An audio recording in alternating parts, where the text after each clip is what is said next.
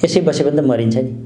नालायक भएर आत्मसम्मान बेचेर लाज पचाएर अर्काले दिएको दान आश्रममा बसेर फोकटको हलुवा खानुभन्दा धर्म र देशको लागि मरे हुँदैन? के फरक पर्छ? कस्ता कस्ता महान राजाहरू त खराब भएपछि धार्मिक गुरुहरू मिलेर लहाटेर नयाँ राजा बनाएको इतिहास छ। हामी त चाँडाको सूत्र पढेर हुर्केका मान्छे हौँ नि। अनि हाम्रै अगाडि जडिया मांसाहारी बेबिचारी हत्यारा डाका चोर लुच्चा लफङ्गा ईश्वरको नाममा कसम खान मन नलाग्ने लाज लाग्ने नास्तिकहरूले हाम्रो शासन सत्ता लिएर हामीमाथि मडारिएको हामी सहेर बस्छौँ त? यस्तो नालायक जीवन बाँच्नुभन्दा त बरु मर्नु ठिक नि। जति गोली हाने पनि हामीसँग लड्छौँ। त्यति सजिलै राजा हुने भए त तपाईँलाई मलाई हुन मन लाग्दैन र? श्रीपाज लाएर कस्तो गजब हुन्थ्यो होला यसो कल्पना गर्नु त। श्रीपाज महाराजा धीराज पुष्पराज पुरुष लेख्न पाए गजब हुन्थ्यो जस्तो लाग्छ नि। सकिन्छ त? नेपालको सुरक्षा व्यवस्था मात्र इन्डियालाई जिम्मा लाउँछु भने भए ज्ञानेन्द्रलाई हटाउन कसैको माइको बाबु तागत थिएन ल।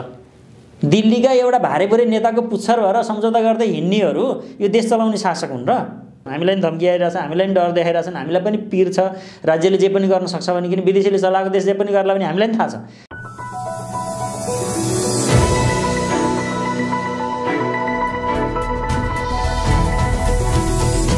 हिमाल अनलाइन टिभी। सत्तारूढ दल नेकपाको विवाद चरम उत्कर्षमा छ। प्रधानमन्त्री केपी शर्मा ओलीले प्रधानमन्त्री र अध्यक्ष पद दुवै नछोड्ने अडान राखेका छन्। यही बीचमा राज संस्थाको पक्षमा देशैभरि हजारौं जनता सडकमा ओर्लिए। आज हामी विशेष गरी पछिल्लो समय नेपालको राजनीति कतातिर जाँदैछ, गणतन्त्र समाप्तिको बाटोमा हो भन्ने लगायतको विषयमा कुराकानी गर्नेछौँ। कुराकानीका लागि धार्मिक अभियन्ता पुष्पराज पुरुष हुनुहुन्छ। पुरुषजी स्वागत छ यहाँ। धन्यवाद। देशैभरि राज संस्थाको पक्षमा हजारौं जनता सडकमा ओर्लिए, यहाँ पनि सडकमा देखिनु भएको थियो। के गणतन्त्र समाप्तिको अवस्थामा हो? अब यो त रोप्नै नहुने बिरुवा रोपेपछि एक दिन त्यो बिरुवा त अब प्रकृतिले मारेन भने काटेर भए पनि मार्न पर्ने हुन्छ। यो गणतन्त्रको बिउ जुन तरिकाले रोप्यो त्यो जनताको भावना अनुकूल, हाम्रो धर्म संस्कृति परम्परा, हाम्रो आफ्नो ऐतिहासिक पृष्ठभूमिको आधारमा थिएन। यो बलजफ्ती एक किसिमको आतंककै परिवेश सृजना गरेर जबरजस्ती लादिएको व्यवस्था थियो।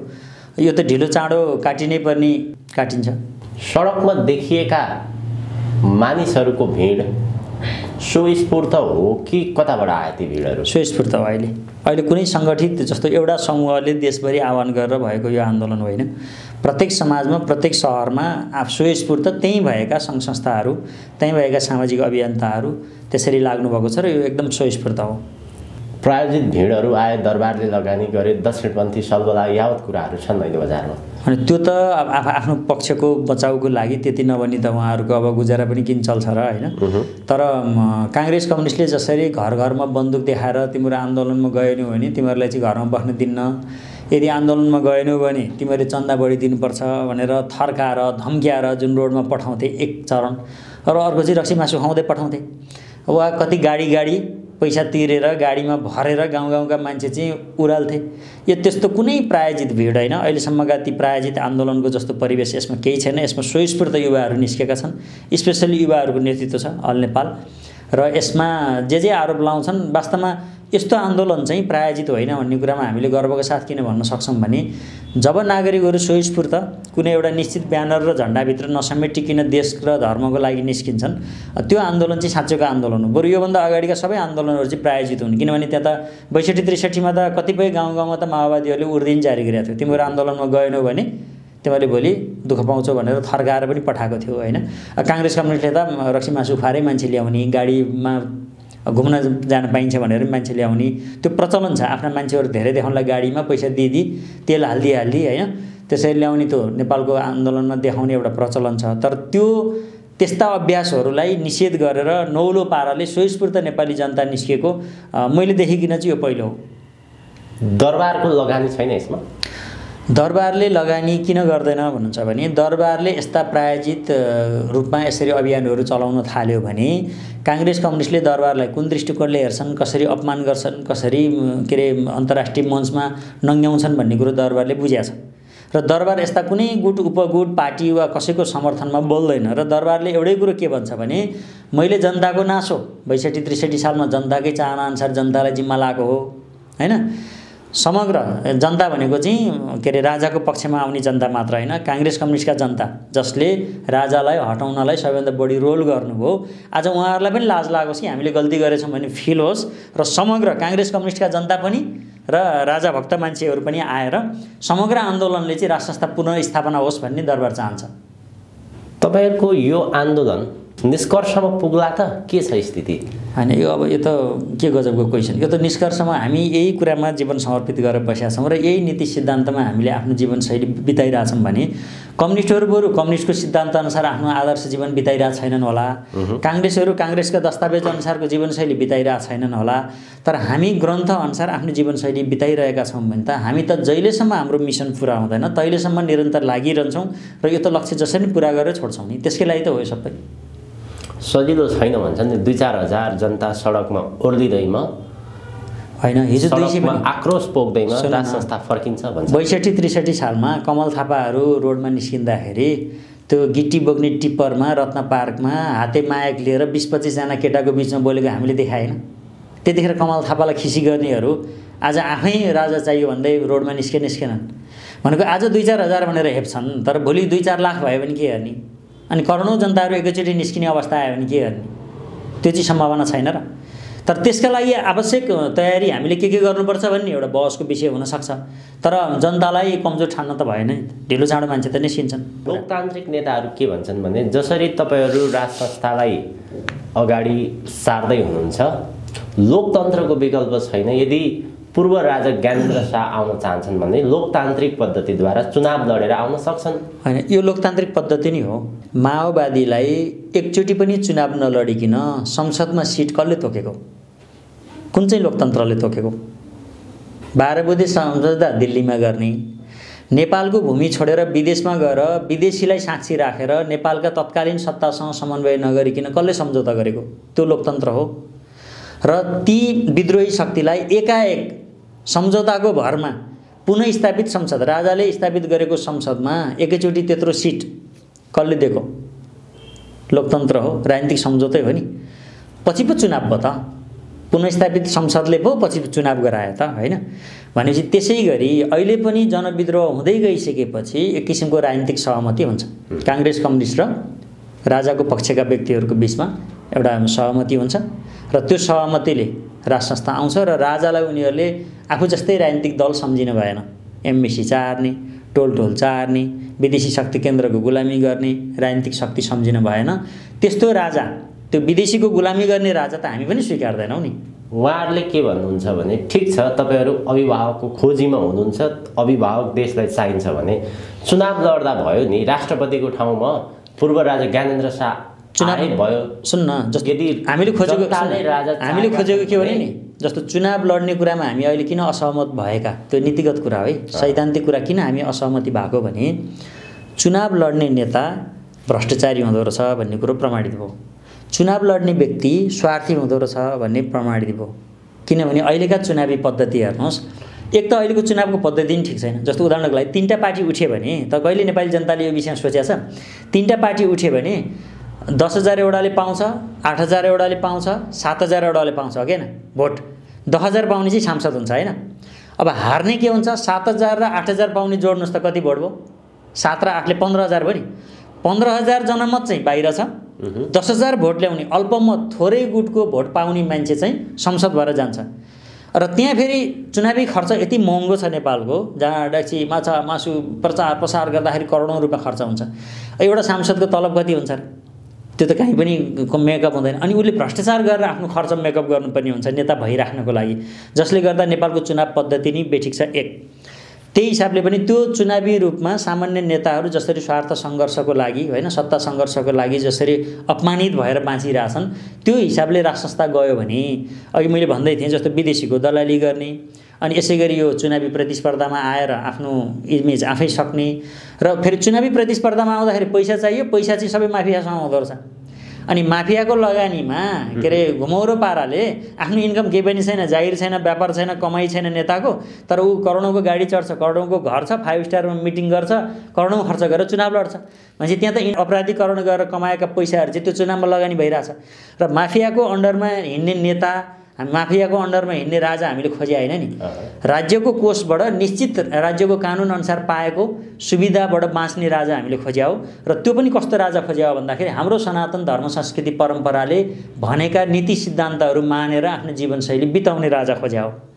यदि कुनै राजामा त्यस्तो स्वभाव छैन भने पनि ती कुराहरू सिक्नुपर्छ र ती कुराहरू लागू गर्नुपर्छ र नेपाली जनतालाई विश्वास दिलाउनुपर्छ।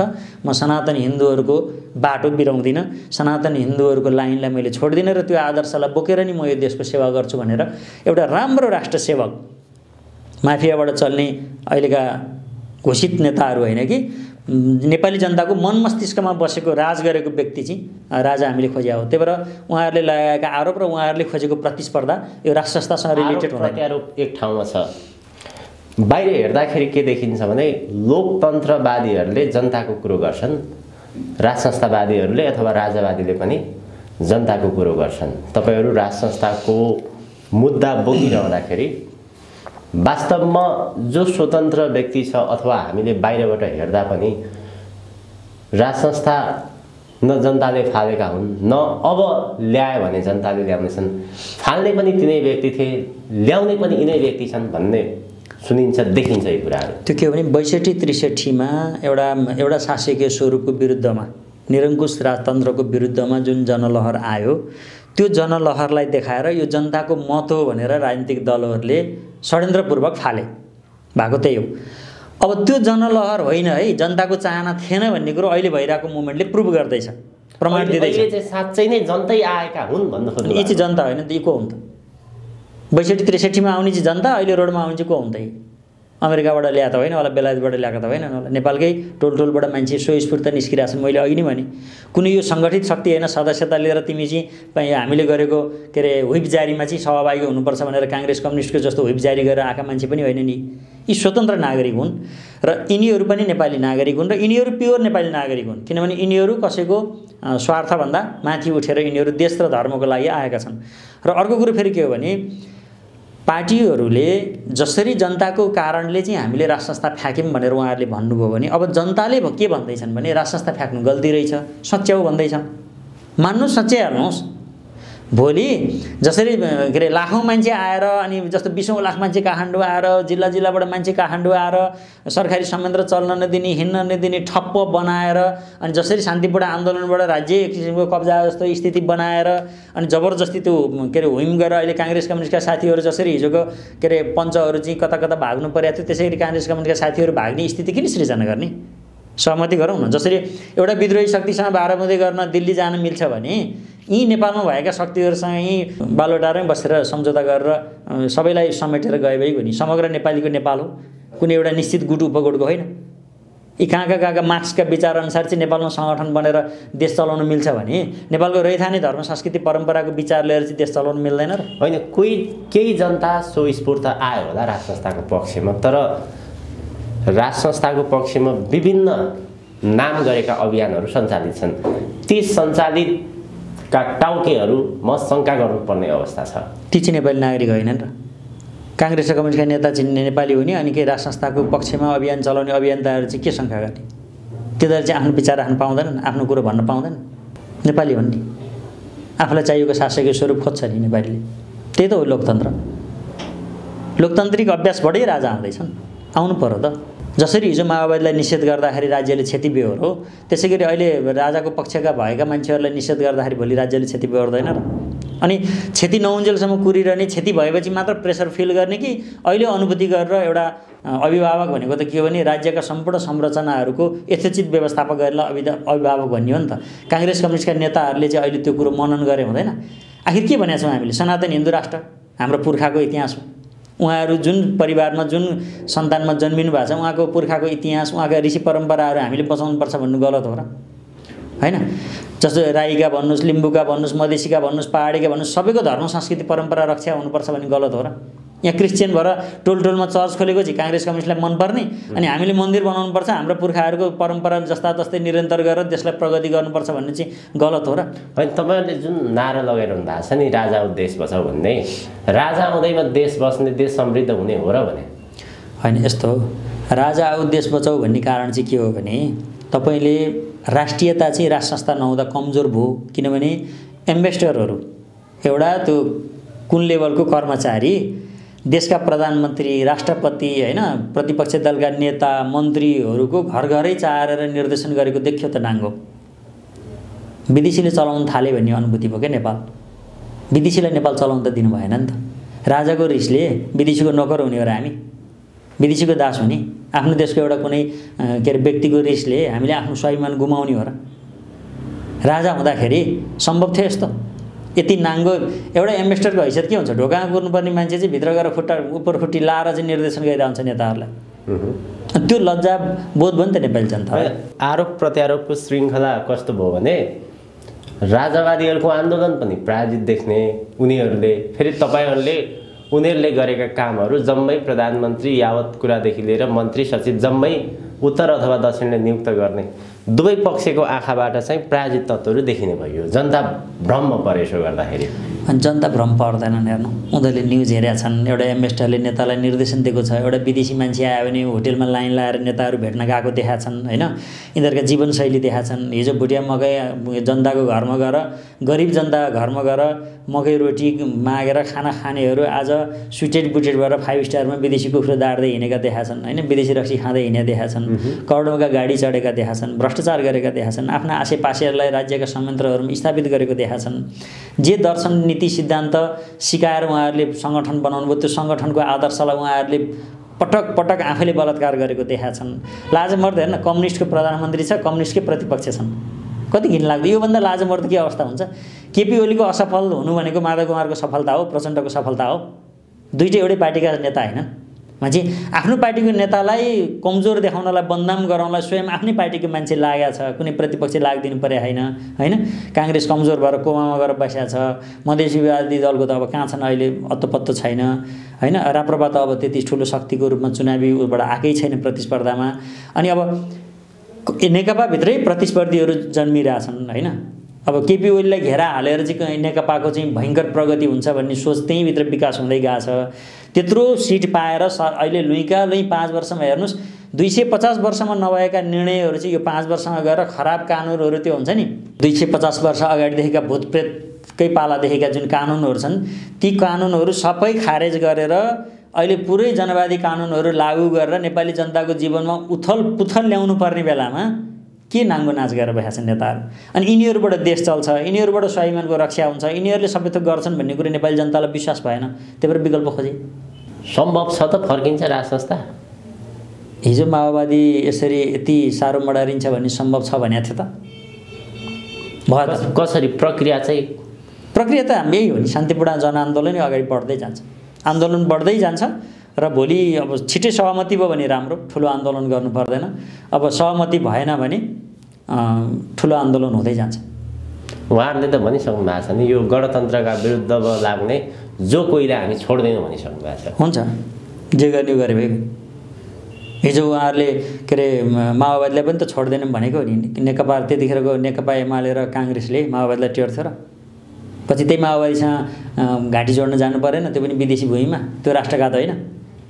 रुकुममा गएर सम्झौता किन नगरेको? रोल्पामा गएर किन सम्झौता? दिल्लीमा किन गएको? त्यो निर्लज्जता होइन? ती निर्लज्ज मान्छेले के बोल्छन् भन्ने कुरो अब पनि नेपाली जनताले पत्याउँछन् भने हाम्रा नेपाली जनताले चाहिँ सोच्नुपर्ने कुरो के हो भने अबको 100 वर्ष पछाडि वा 50 वर्ष पछाडि हाम्रा डाँडा सबै रिसोर्ट भट्टी पसल हुन्छ।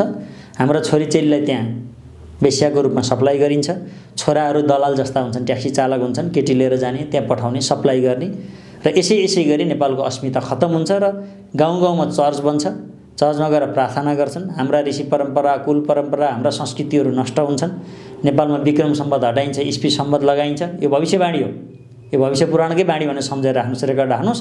यदि हामी सफल भएनौँ भने, यदि यो देशमा हामी सफल भएनौँ भने यो देशको भविष्य के हो भने यो बेस्या र दलालको अखडा बन्छ।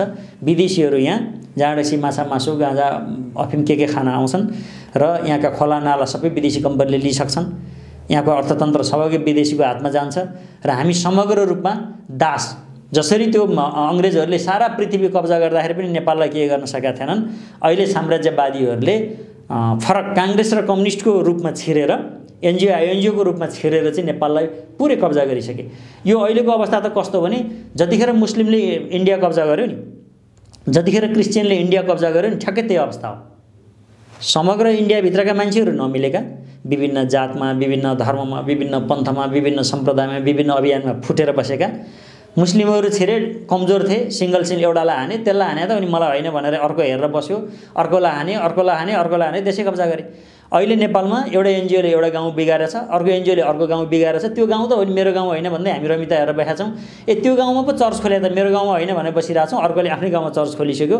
गर्दा गर्दै हाम्रो धर्म, संस्कृति, परम्परा, रीतिरिवाज सबको विरुद्ध गाली गर्ने जमात बढेछ। अनि त्यो बढेको जमात नै भोलि हामी माथि हाबी भएर आउँछ होइन। तराईतिर मुस्लिमहरू कब्जा गर्दै जाने, पहाड क्रिस्चियनहरू कब्जा गर्दै जाने, बिचमा भएको काठमाडौँ लगायतको सहरमा चाहिँ जनजाति, दलित र क्षेत्री बाहुनको बिचमा लडाइँ गराइदिने होइन। यस्तो कुरा गर्ने कि क्षेत्री बाहुनले बाहेक यो नेपालमा चाहिँ कसैले छुवाछुतै गरेका छैनन् जस्तो कुरा गरिदिने। नेवार समुदायभित्र कति छुवाछुत छ, तराईका मधेसी समुदायभित्र कति छुवाछुत छ, दलितभित्रै कति ठुलो छुवाछुत छ होइन, किराँतहरूमा कति छुवाछुत छ। त्यो कुरालाई बहसको विषय नबनाउने। पुरा क्षेत्री बाहुन एकातिर 125 थरी, नेपालीमा 123 थरी चाहिँ एकदम जाति, 102 थरी क्षेत्री र बाहुन मात्र खराब बनेर स्थापित गरिदिने र संसारमा भ्रम गराएर विदेशी जालोले चाहिँ बिस्तार बिस्तार बिस्तार कब्जा गर्दै गएर यहाँको अर्थतन्त्र पनि विदेशीको हातमा। यहाँ मन्त्री बन्ने लिस्ट पनि एमएससीले लिस्ट बनाएर पठाउनु पर्ने, सांसदको टिकट दिने बेला पनि एमएससीले सिफारिस गर्नुपर्ने होइन। अनि सबै घोषित दलालको रूपमा चाहिँ विकास हुने दिन आउँदैछ। त्यो दिन नआओस् भनेर हामी ज्यान माया मारेर लागिरहेछौँ। हामीलाई पनि धम्की आइरहेछ, हामीलाई पनि डर देखाइरहेछन्, हामीलाई पनि पिर छ। राज्यले जे पनि गर्न सक्छ भने, किन विदेशीले चलाएको देश जे पनि गर्ला भने हामीलाई पनि थाहा छ। तर हामी ज्यान माया मारेर किन बोलिरहेछौँ, किन डराएका छैनौँ, किन भएको कुरा भन्छौँ भन्दाखेरि यो देशको हाम्रा पुर्खाहरूले बनाएको जुन सभ्यता, संस्कार र जुन समाज थियो, त्यो खाने, बस्ने, हिँड्ने, डुल्ने हरेक दृष्टिकोणबाट, वेशभूषादेखि लिएर सबै कुराहरूमा, बोलीचालीदेखि लिएर सबै कुराहरूमा यति ध्वस्त पारिँदैछ। त्यो ध्वस्तताबाट यो नेपाल आमाको अस्मिता जोगाउनुपर्छ भनेर हामीले रिस्क लिएका छौँ। नेपाली जनताले यो कुरो बुझ्दैनन् भने मैले अघि भनेका कुराहरू बिहोर्नलाई तयार भए हुन्छ। आज छोरी गतिले भोलि, आज छोरी बाँच्ली के, आजको बुहारी बाँच्ला, तर नाति नातिना कसले बचाउँछ। तर यसमा रहस्यको कुरा के छ भने तपाईँ लगायत धेरै राजावादी अभियन्ताहरू सडकमा छन्। राज संस्था नेपालमा पुनर्स्थापना जसरी भए पनि गर्छौँ भनेर लागिरहेका छन्। तर राजाको कुरा गर्ने हो भने उनले यो विषयमा एक शब्द पनि बोलेका छैनन्। आउँछु पनि भनेका छैनन्, आउँदिन पनि। यो बुझाइ खराबै यही हो, बुझाइ फरकै यही हो के। दुईटा बहस गरौँ न त, नेता बन्ने हो कि बनाउने हो। गुण्डालाई प्रयोग गरेर अलिकति राजाको टाउको देखाएर राजनीति गरे जस्तो भएन। ल म त्यही विषय भन्दैछु। जस्तो गुण्डालाई प्रयोग गरेर, माफियालाई प्रयोग गरेर, कला प्रयोग गरेर, झुटो बोलेर होइन, जे बिक्छ त्यही शब्दहरू जाल बनाएर जबरजस्ती नेता भएर भोग गर्ने कि साँच्चै आदर्शमा बसेर नेपाली जनताको मन मस्तिष्कमा बसेर चाहिँ राज गर्ने होइन। राजाले प्रायोजित रूपमा पार्टी खोलेर, प्रायोजित रूपमा नेपाली नागरिकलाई के अरे बोलाएर होइन, यो मेरो श्रीपेज चाहिँ तिमीलाई जिम्मा है, तिम्रो ठेक्का भनेर देखाएर छोड्ने बेलामा राजाले के भन्यो भने यो नेपाली श्रीपेज मेरा पुर्खाको धरोहर, नेपाली जनताको नासो हो, नेपाली जनतालाई जिम्मा लाएँ। तिमीहरूलाई देखाएर मलाई यिनीहरूले हटाउँदैछन्, हटाए, म हुनुपर्छ हुनु पर्दैन तिमीहरू नै निर्णय गर भने जिम्मा लाए। अहिले हामीले के भन्यौँ भने राजालाई हटाउनु भनेको राष्ट्रियता पनि कमजोर हुनु रहेछ र हाम्रो पुरातन सभ्यता पनि नष्ट हुनु रहेछ। पार्टीका नेताहरू कुनै पनि विदेशी नेताले चलाउन सक्ने रहेछन्, किन्न सक्ने रहेछन्, बेच्न सक्ने रहेछन् र लेन्डुप बनाउन सक्ने रहेछन्। यस्ता मान्छेको भरमा हामी बस्न सक्दैनौँ। हाम्रो पुरानो विरासत जस्ताको तस्तै राखेर हामी देशमा प्रगति गर्छौँ भनेर हामीले यो कुरो राख्यौँ र यो कुरो जनतालाई मन पर्यो। यो कुरो ठिक हो भने प्रमाणित भयो। अहिले नेताका कार्यशैली, व्यवहार, गतिविधि, यिनीहरूका चरित्र हेर्दाखेरि नेपाली जनतालाई के लाग्यो भने राज संस्थालाई अन्याय भएको रहेछ। जुन वंशले बनाएको थियो त्यो वंश जति देशलाई माया गर्ने अर्को वंश, अर्को पार्टी, अर्को नेता हुन नसक्ने रहेछ। तर पूर्व राजा ज्ञानेन्द्र शाहले राजनीति राम्रोसँग बुझेका होलान्। जनता त एउटा देखाउने कुरो भयो। हिजो जसरी उनलाई यिनै राजनीतिक दलहरूले पाखा लगाए त्यो कुरो राम्रोसँग बुझेका छन्। राज संस्थालाई अगाडि देखाएर फेरि म माथि केही खेलहरू भइरहेका छन् भन्ने कुरो त राम्रोसँग बुझ्या होला नि उनले। मजाले बुझ्नु भएको छ। र किन बुझ्नुहुन्छ भने हामी त यति बुझ्छौँ भने उहाँले त पक्कै बुझ्नुहुन्छ। हामीलाई एउटा बाबुबाजेले दिएको अंशमा आएको हैन। 4 आना जग्गा छोड्नु पर्यो भने वा त्यो गाउँबाट हामीलाई निकालियो भने, त्यो गाउँबाट हामीलाई हटाइयो भने, तेरो केही पनि छैन भनेर सम्पत्ति कब्जा गरेर हटाइयो भने कत्रो पीडा हुन्छ भने उहाँको त 250 वर्ष अगाडिदेखि पिता पुर्खाले राज्य धान्दै लिएर आएको, कहिले राणाको चपेटामा, कहिले अङ्ग्रेजको चपेटामा दुनियाँसँग लड्दै बचाएर लिएर आएको मुलुक आफ्नो पालामा चाहिँ छोड्दाखेरि, आफ्नो पालामा विरासत सकिँदाखेरि तपाईँ हामीलाई भन्दा कति ठुलो गुना पीडा चाहिँ उहाँलाई भयो होला क्या। उहाँले मध्यनजर गर्नुभएको छ। तर उहाँलाई के थाहा छ भने नेपाली जनतालाई देखाएर राजनीतिक दलहरूले धोका दिएको हुनाले नेपाली जनताले नै राजनीतिक दललाई जवाफ दिनुपर्छ भन्ने कुरो उहाँलाई थाहा छ। त्यही भएर उहाँ एउटा पार्टी, एउटा अभियान मार्फत स्थापित हुन चाहनुहुन्न। काङ्ग्रेस, कम्युनिस्ट लगायत समग्र नेपाली जनताको संयुक्त भावनाको प्रतिनिधित्व गर्दै, सबै जात जाति धर्म संस्कृति र परम्पराको प्रतिनिधित्व गर्दै पुनः स्थापित हुन चाहनुहुन्छ। त्यो कुरो पनि बुझ्दैनौँ भने हामी के जनता, हामी त भेडै हुने। राजाको साथमा सेना हुँदाखेरि उनका दाजुको वीरेन्द्रको वंशनाश भयो भने अब उनी फेरि राजा बनेर सजिलै त नफर्केला नि, त्यो कुरा त बुझ्या होला नि। यस्तो तपाईहरुले भने नि, जस्तो अहिले तपाईँ र मैले त यति बुझेका छौँ भने जस्तो नेपालको सेना जसको घेराभित्र बस्दै त वंशनाश भयो भने हैन, अहिले राजा ज्ञानेन्द्रलाई कति ठुलो थ्रेट होला हैन। यस्तै आरोप प्रत्यारोपले जस्तो भोलि ब्याकफायर हुन नि सक्छ नि त। जस्तो अहिले राजा विरोधीहरू नि हाम्रो आन्दोलनमा घुस्ने हैन, अनि उथलपुथल मनपरी यहाँ सुरु गरिदिने, असङ्गठित रूपमा त हुन्छ नि त सुरु गरिदिने, अनि यो राजाले नै गरायो भनेर आरोप लगाएर उहाँलाई अझ फसाउने ग्रान्ड डिजाइन पनि त हुनसक्छ नि, सक्दैन? राजनीतिमा जे पनि हुनसक्छ नि। त्यही भएर हामी अभियन्ताहरूले, नेपाली नागरिकले चाहिँ के बुझ्नु पर्यो भने हामीलाई मिसयुज गरेर राजनीतिक दलले राज संस्थाको पटक पटक अपमान गरेका छन्। हामीलाई भनिए जस्तो, हामीलाई पढाइए जस्तो राज संस्था सामन्ती, व्यभिचारी, भ्रष्टाचारी, सम्पत्ति विदेशमा गएर लुकाउने राष्ट्रघाती होइन रहेछ, छैन पनि रहेछ हैन। एउटा दलीय सिन्डिकेट भन्दा माथि नै बसेर काम गरेका रहेछन् राजाले। हामीलाई आन्तरिक कुरा अब राजाहरू भन्दै हिँड्दैनन् हैन, भन्दै नहिँड्दा उनीहरूले थाहा भएन, भ्रममा परेर 62-63 मा हामीले पार्टीका कुराहरू पत्यायौँ। तर अब पार्टीका सबै नेताहरूको चरित्र सबै प्रधानमन्त्री भइसके हैन, जो त्यतिखेर जसको विश्वासमा हामीले आन्दोलन गऱ्यौँ ती सबै मान्छे प्रधानमन्त्री भइसके, देश त झन् कमजोर भयो। मान्छे अब नेपाली जनताले के बुझे भने प्रधानमन्त्री प्रत्यक्ष छान्ने, प्रत्यक्ष निर्वाचनबाट प्रधानमन्त्री कार्यकारी प्रधानमन्त्री छान्ने, तर देशको अभिभावक संस्था चाहिँ राज संस्था बनाएन भने देश खतरामा पर्ने रहेछ। आर्मी पनि मिसयुज हुन सक्ने रहेछ, पुलिस पनि मिसयुज हुन सक्ने रहेछ। सिक्किममा नि आर्मी थियो होला नि त, भनेको सिक्किम भन्ने भूभाग अहिले पनि छ तर सिक्किम भन्ने देश छैन नि। नेपाल भन्ने भूभाग त कसैले कहीँ लान सक्दैन, तर नेपाल भन्ने देश बचाउनु छ भने यो देशको रक्षा गर्नलाई शाहवंशको निरन्तरता भयो भने त्यसको ऐतिहासिक पृष्ठभूमि, जस्तो तपाईँ राजा हुन्छ म राजा हुन्छु भनेर पत्याउँछ त नेपाली जनताले। तर आज पनि हामी 10-15 वर्षपछि पनि त्यही पूर्व राजा भनेर राजा ज्ञानेन्द्रको कुरा किन गर्दैछौँ त भन्दा केही न केही भावनात्मक सम्बन्ध र केही न केही विश्वास चाहिँ उहाँमा अझ पनि कायम छ र रहेछ भन्ने कुरो प्रमाणित गर्दैछ नि त समयले। यो हाम्रो रहरको विषय होइन क्या, यो देशको आवश्यकता। अहिलेका दिन भन्दा पनि भावी आउने दिनहरू निकै अप्ठ्यारा छन्, किनभने हिजो दरबार असफल भएर दल आयो। अब दल असफल भइसकेको हुनाले दरबारको कुरा चलिरहेको छ। भोलि फेरि दरबार असफल होला, कहाँ जाने, यी यावत विषय त होइन, सोचनीय विषय हुन्छन्। सबै दरबारहरू असफल हुँदाखेरि शास्त्रको शरणमा जाने, गुरुको शरणमा जाने र हाम्रा पिता पुर्खाले लेखेका धर्मशास्त्र हेरेर समाधान खोज्ने। हाम्रा राजाहरू सुरुमा अङ्ग्रेजको चपेटामा आए हैन, अङ्ग्रेजले कतिखेर देश कब्जा गरिदिन्छ भने डर मर्दो भयो। त्यहाँबाट राणाले कब्जा गरे, त्यहाँबाट राजनीतिक दलले कब्जा गरे। हाम्रा राजाहरू साँच्चै भन्यो भने शासन गर्नै पाएका छैनन्। महेन्द्र राजाले गरेको थोरै समय बाहेक उहाँलाई पनि अब मार्या हो कि मर्या हो कि त्यो अब षड्यन्त्र हो कि केही भन्न सकिँदैन, इतिहासले आफै अनिखेर लेखेको छ। यदि ज्ञानेन्द्रको कुरा गर्दै हुनुहुन्छ तपाईहरू, दरबार हत्याकाण्डको विषयमा ज्ञानेन्द्र साहब किन बोलेनन्? नेपालको राजनीतिमा जति पनि यी घटनाक्रम छ त्यसको पर्दाफास नगरिकन जनताले जसरी गुमराहमा राखिया छ त्यो स्पष्ट नपार्ने हो भने राजनीति अझै झन् दलदलमा फस्दै जानेछ भन्ने खालको कुरा म भन्दैछु नि। जस्तो पहिले अङ्ग्रेजले राजपरिवारलाई प्रेसर गर्यो, दबावमै काम गर्नु पर्यो। त्यो पछि राणाहरूको उदय भयो, राणाले पनि राजदरबारलाई खोपामै राख्यो र अहिले राजनीतिक दलहरूको उदय भयो, राजनीतिक दलले राज संस्थालाई खोपामै राख्यो। राज संस्थाले आफूले चाहे अनुकूल आफ्नो स्वाभिमानमा बसेर संसारभरि नेतृत्व गर्न पाएन, पटक पटक विविध कारणले।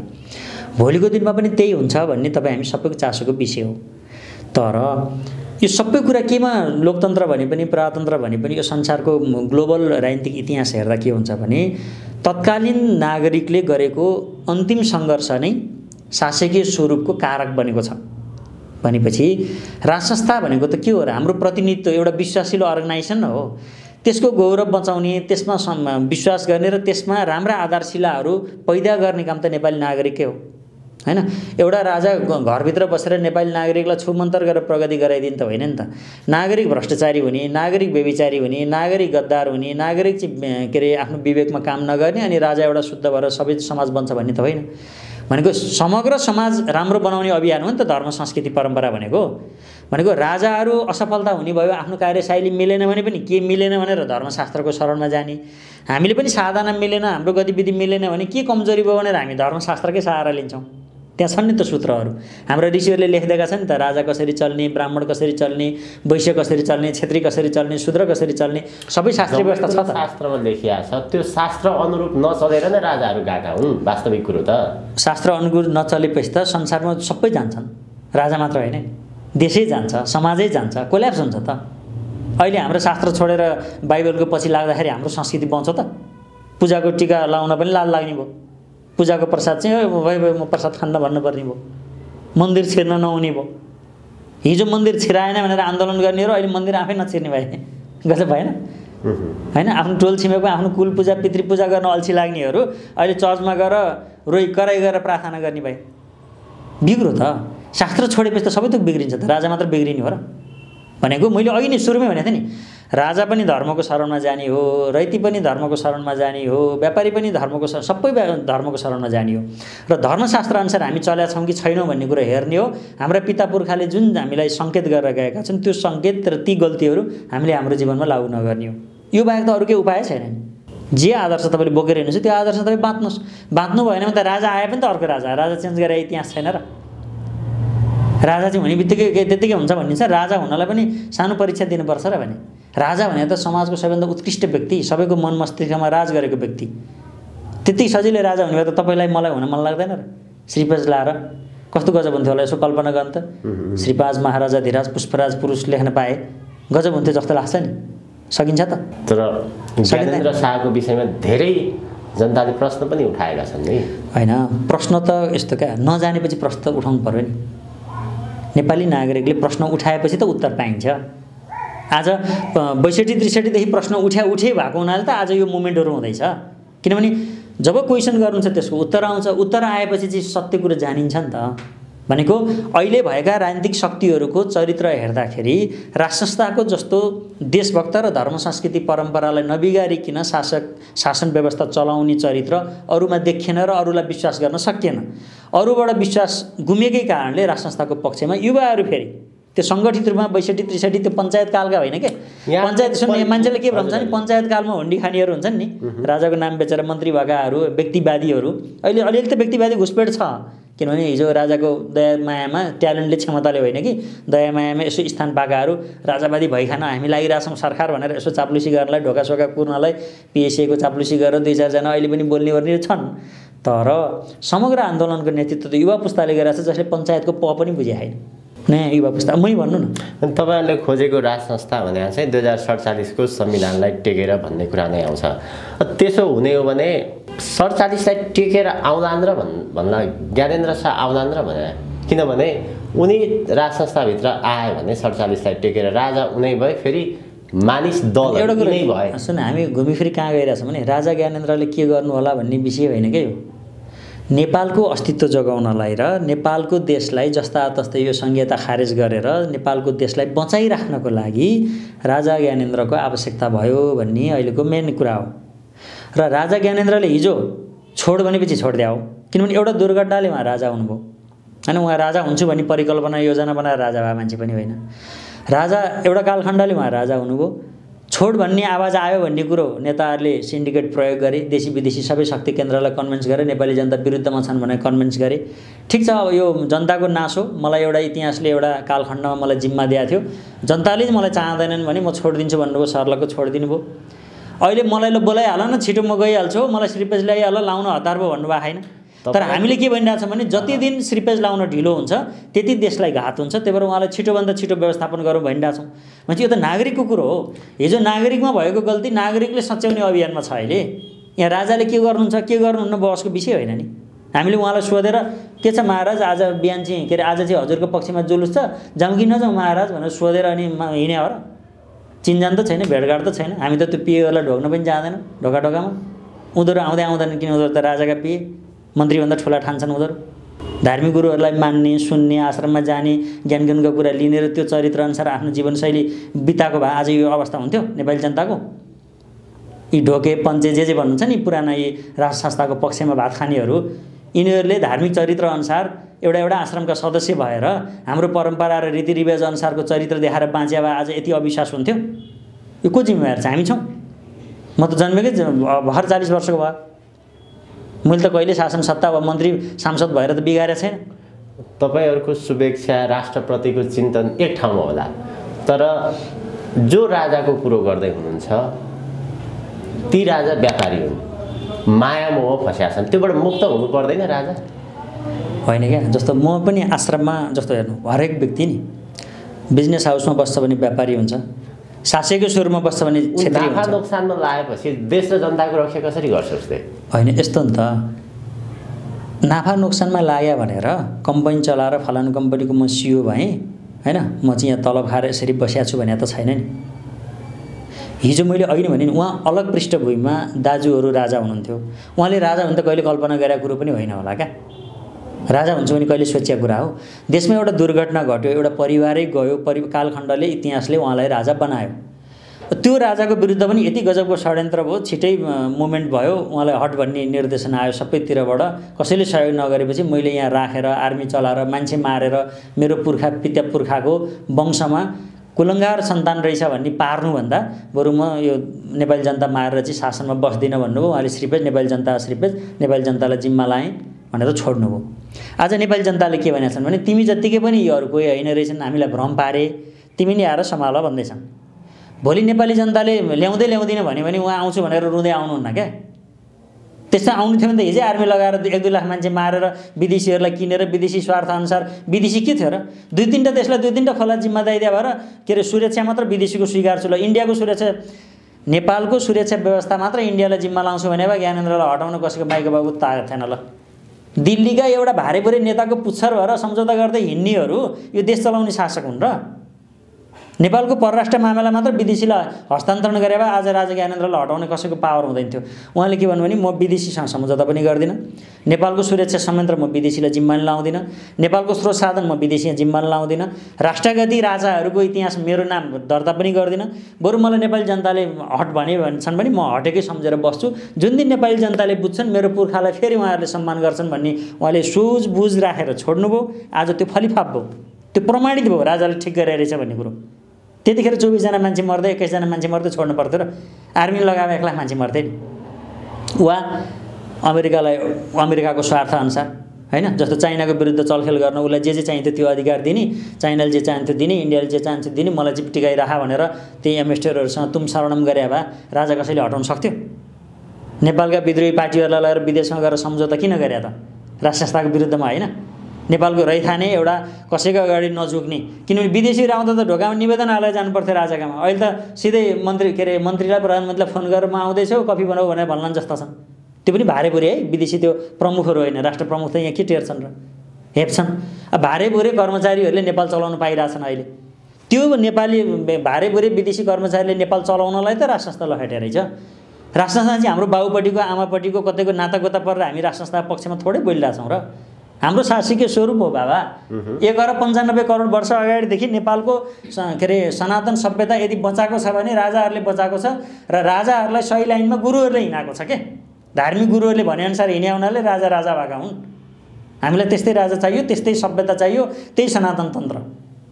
पञ्चतत्त्वको उत्पत्ति भएदेखि जुन पद्धति छ नि त्यसलाई हामीले सनातन भन्छौँ। त्यो पद्धतिको नाम तन्त्र हो। त्यो सनातन तन्त्र जस्ता तस्तै चाहियो अब नेपालमा। अब त्यसका निमित्त त तपाईँहरू सडकमा सङ्घर्ष गर्दै हुनुहुन्छ, राज्य पक्षले तपाईँहरूलाई चाहिँ दमन गर्छ, त्यहाँ झडप होला, मानिसहरूको मृत्यु होला, त्यतिकै त आउँदैन नि त। यसै बसे पनि त मरिन्छ नि नालायक भएर। आत्मसम्मान बेचेर लाज पचाएर अर्काले दिएको दान आश्रममा बसेर फोकटको हलुवा खानुभन्दा धर्म र देशको लागि मरे हुँदैन? के फरक पर्छ? भनेपछि तपाईँहरू गोली खान तयार हुनुहुन्छ? जे आवश्यक पर्छ सबै बेहोर्न तयार छौँ हामी। देश र धर्मको लागि आफ्नै बाबुआमासँग त सम्झौता गर्दैनौँ भने यी अरूको धर्म नमान्नेहरूको भनेपछि त्यो कदम तपाईँहरू चाल्नुहुन्छ? चालिरहेछौँ हामी। त हामी बोलेर आन्दोलनमा हुनुहुन्छ? हाम्रो निर्णायक आन्दोलन त नेपाली जनताले भन्ने कुरा हो, हामीले भन्ने कुरा होइन। म एक्लै गरेर त निर्णायक आन्दोलन हुँदैन। नेपाली जनताको घैँटोमा घाम कहिले लाग्छ त्यो दिन निर्णायक आन्दोलन हुन्छ। तर नेपाली जनतालाई सुसूचित गर्ने कुरा चाहिँ हामीले बिना सङ्कोच गरिरहेछौँ र हामीले बोले अनुसारको जीवनशैली हाम्रो छ। हाम्रो आश्रममा आएर बस्नुहोस्, हेर्नुहोस्, हामीले के भनेका छौँ, के मागेका छौँ। हामीलाई पद चाहियो, प्रतिष्ठा चाहियो। यो देशको धर्म संस्कृति परम्परा र देश चाहिँ सनातन भइरहनु पर्यो, यति होइन हाम्रो माग। कि त राजनीतिक दलले हामीलाई विश्वास दिलाउनु पर्यो यसरी हुन्छ भनेर। हामीलाई विश्वास भएन के, अब गर्ने के? अनि त हामीलाई चाहिएको शासकीय स्वरूप हामीले बनाउने हो नि। कस्ता कस्ता महान राजाहरू त खराब भएपछि धार्मिक गुरुहरू मिलेर लहाटेर नयाँ राजा बनाएको इतिहास छ। हामी त चाँडाको सूत्र पढेर हुर्केका मान्छे हौँ नि। अनि हाम्रै अगाडि जँडिया, मांसाहारी, बेबिचारी, हत्यारा, डाका, चोर, लुच्चा, लफङ्गा, ईश्वरको नाममा कसम खान मन नलाग्ने, लाज लाग्ने नास्तिकहरूले हाम्रो शासन सत्ता लिएर हामीमाथि मडारिएको हामी सहेर बस्छौँ त? यस्तो नालायक जीवन बाँच्नुभन्दा त बरु मर्नु ठिक नि। जति गोली हाने पनि हामीसँग लड्छौँ। हस्, धेरै धेरै धन्यवाद यहाँलाई। धन्यवाद।